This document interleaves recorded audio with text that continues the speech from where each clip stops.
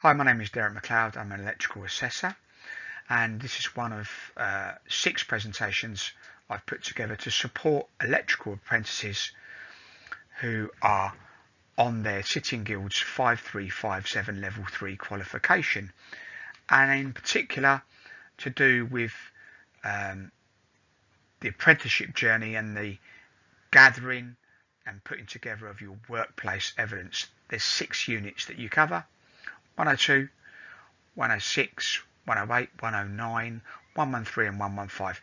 This unit is 113. 113, inspect, test and commission electrical systems. It says write up help. Okay, don't get hung up on that terminology. It's about providing evidence of your competency in each individual unit, and for this unit it's in inspection and testing. It could be in the form of a reflective account, your written testimony of work and testing that you've done. It could be a video, it could be an audio file, okay, that you put together. I followed the same format. I will advocate that apprentices look at the Sitting Guild's website, and the workplace evidence they're required to gather is contained within the Electrotechnical Qualification Workplace Logbook 5357 Level 3. So we've got a paper version that allows the apprentice to gather and record their information in it. Most typically, electrical apprentices will probably be with a training provider, and like a college. They'll probably have an online electronic software portfolio that they put their evidence on. So it might be, rather than a written format, they can use videos, for example. So whichever way you choose to provide the evidence, it's still based on the criteria and the minimum supplementary evidence requirements, and we'll look at that in the next slide in a little bit more detail. When you provide the evidence will depend from learner to learner, but what's important is that evidence should be provided from the apprentice of their competency once they're suitably trained. Now, suitably trained could be they've completed the relevant examinations and assignments and training at college, or it could be that they've done it with their employer, or the combination of the two. So for some, it'll be earlier on their apprenticeship journey than others. Regardless of when, it's still about demonstrating a level of competency for the unit that you are trying to evidence. In this case, it's about your inspection and testing competency. So let's look at the next slide and look at the criteria in more detail. Okay, let's look at the unit 113 in more detail. The slide says some ideas. Some ideas on how you're going to produce the evidence. Is it going to be a written format, in which case, as I say, the title of the presentations on most of the units is job write-up. And it could be that if you're on an electronic portfolio, you can produce some videos or audio recordings to support this. But remember, if we are doing anything other than a video, again, supporting your the evidence with images, okay, will help strengthen your evidence that you're supplying here.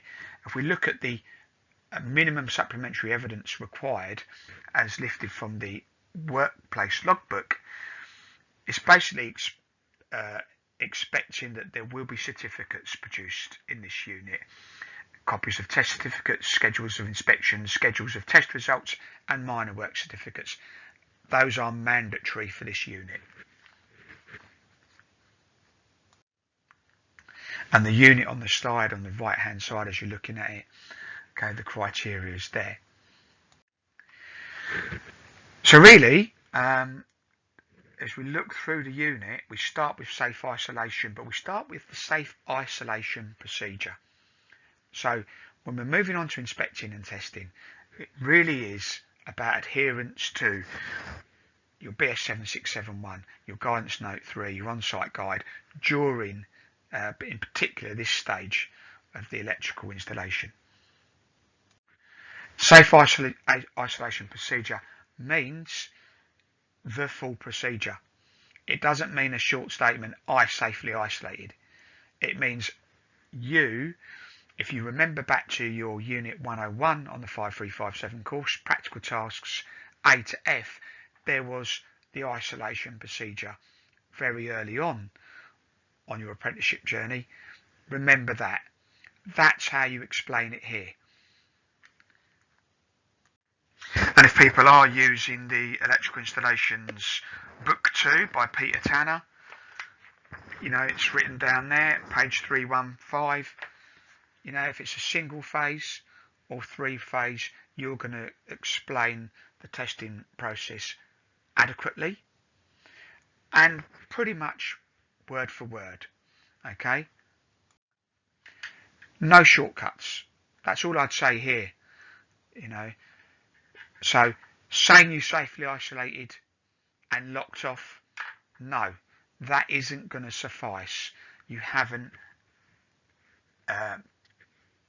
demonstrated that you've applied the full procedure, and that's what it should be at this stage of the game. 1.2, ensure health and safety. Check the electrical systems in 1.3 prior to the commencement of inspecting and testing. Again, your risk assessment and saying that you've carried out a risk assessment helps to meet those criteria. Checking the safety of electrical systems prior to the commencement. You know, if we look at the schedule of inspections, that's a function of the tester at this stage as well. I guess really, I will say that producing the test certificate in itself is a product of work. It should still be supported by the testimony from you about the process you followed, the activity that you did to produce that certificate, and we'll go on and talk about that in a little bit more detail. And if we look at 2.2 and onwards now, we've got references to our BS 7671, okay, regs book and guidance note 3, which as a tester, in this unit you are, you know, there's an expectation that as a tester, you've got access to your on-site guide, your regs book and your guidance note 3. So that's a great, you know, image to take, picture to take of you holding up your reference material, so the assessor can see you've got access to it and you're using it. So let's talk about the testing now. Selecting the correct test instruments and accessories, okay, for the tests. So state not, you know, the test instruments you're going to use. I mean, most of us will be using a multifunction tester, but explain, okay, when you're carrying out your sequence of tests from your dead test through to your live tests, the setting you're moving it to, the actual test instrument function of your MFT device at each stage. So when we start off with our testing, okay, not your inspecting but the testing, okay, your dead test, selecting your low ohm reader, okay, on your MFT device to carry out the continuity of conductors, and then it will be the insulation resistance test function of your MFT.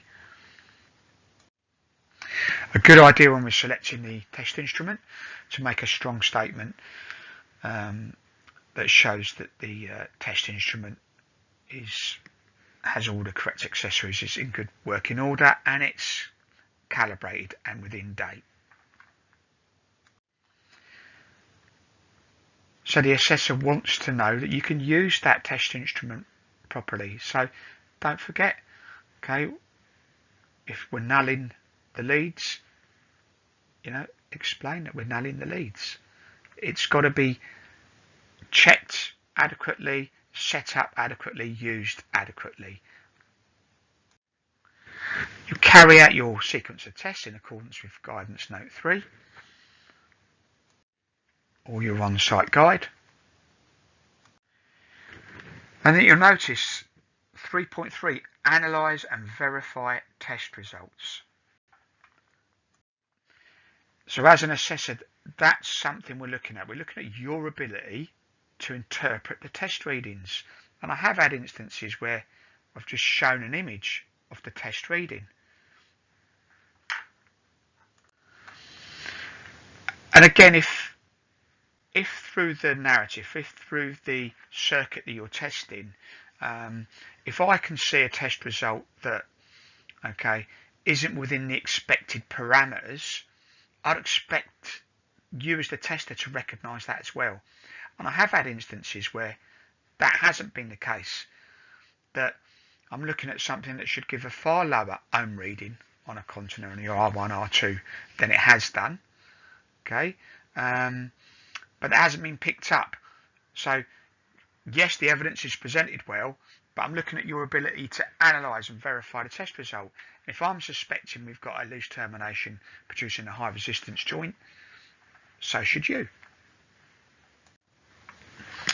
And if you want to know what to write here when you're carrying out the sequence of tests, there's no substitute for literally writing out the test procedure from your guidance note 3 or on-site guide. As electricians, we've got those reference manuals. You know, we're not expected to do something that isn't within those documents. So for you, what to write, what to say, you can't go wrong writing or saying what's in these books, what's in those manuals. Okay, that's it. There is a saying that, you know, if you don't know, well, know where to look. And for us as electricians, we've got these reference documents. You don't need to say anything other than what's in there. So don't take a shortcut. Okay, don't omit something because you just want to spend a few minutes less writing or saying something. If it's the difference between evidencing your competency and and getting this unit completed, don't skimp. So we've completed our test. As the tester, you've analysed and verified the test results, reporting them to the relevant persons. Well, the production of the certificate and a statement saying the certificate was given to the client, okay, that would suffice, wouldn't it? That's actually what we do. If you are doing the testing but you hand over the results, make that statement. If you followed and if it's a very good and thorough explanation of the testing, as I've talked through here, if you've done all of that but you hand it over to your boss who as the QS produces the certificate, well, it won't have your name on it. Okay, he'll have